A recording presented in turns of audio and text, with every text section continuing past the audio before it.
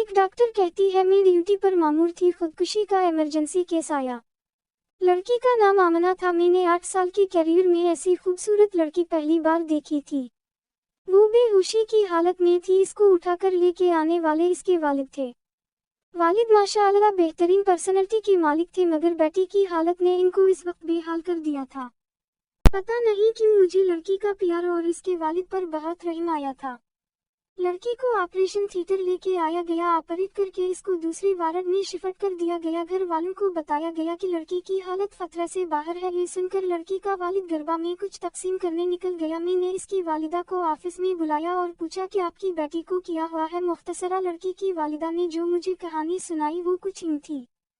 कहा, हमारी बेटी ने टेक्सटाइल इंजीनियरिंग कर रखी है। सारे वालिदन की तरह हमारी भी ख्वाहिश थी कि हमारी बेटी भी अपने घर की हो जाए।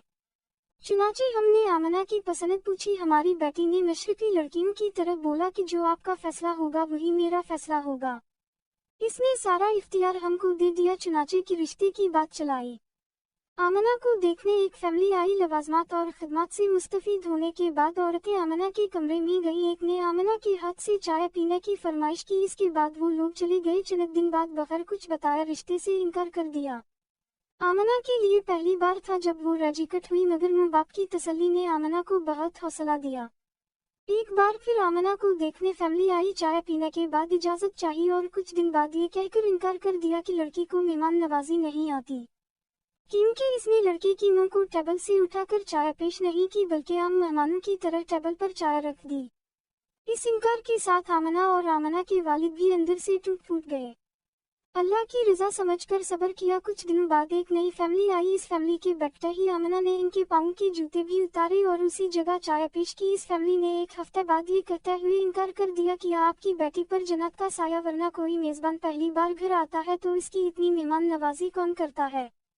पिछले 8 सालों में 100 से ज्यादा रिश्ते आए। आमना के लिए कुछ ने ये कहकर इनकार कर दिया कि आमना की उम्र ज्यादा हो गई है और एहसान जताते हुए कहा, अगर आप ज्यादा मजबूर हैं तो हमारा एक 48 साल का बेटा जिसकी अपनी दुकान है, इसके लिए हम आमना का रिश्ता कबूल करते हैं।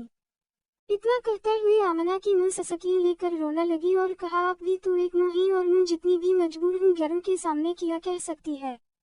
और मेरी बेटी कल सारा दिन मेरे सीने से लगकर रोती रही और कहती रही, इन लोगों के मैयार तक आते आते मेरी उम्र ज्यादा हो गई है और मैं बोली ना जाने कब इसने दुनिया को अलविदा करने का फैसला कर लिया। और कहती रही, मेरा मनहूस साया मेरी बहन को भी वालिद की दहलीज पर बूढ़ा कर देगा। मैंने आमना की वालिदा को पानी पिलाया। इतने में इसका वालिद और पीछे से वारड बुवाई कमरे में दाखिल हुआ और वारड बुवाई ने कहा, आमना होश में आ गई है। आमना की वालिदा बिजली की तेजी से वारड में दाखिल हुए। आमना का सर उठाया और सीने से लगाकर रोने लगी। इतने में मैं और आमना का बाप भी वारड में दाखिल हुए। आमना मुंह को छोड़कर बाप के गले लगकर रोने लगी और कहने लगी, बाबा बेटियां बूझ होती हैं। पापा आपने मुझे क्यों बचाया, मुझे मरने देता ताकि मेरा मनहूस साया घर से निकले और गुड़िया की शादी हो, नहीं तो वो भी आपकी दहलीज पर पड़ी रहेगी और बूढ़ी हो जाएगी। आमना का बाप चुपचाप आंसू बहा रहा था। मैंने हालात आउट ऑफ कंट्रोल होते दिखे तो मैंने आमना को इंजेक्शन दे दिया और आमना की वालिद को लेकर ऑफिस में आ गई।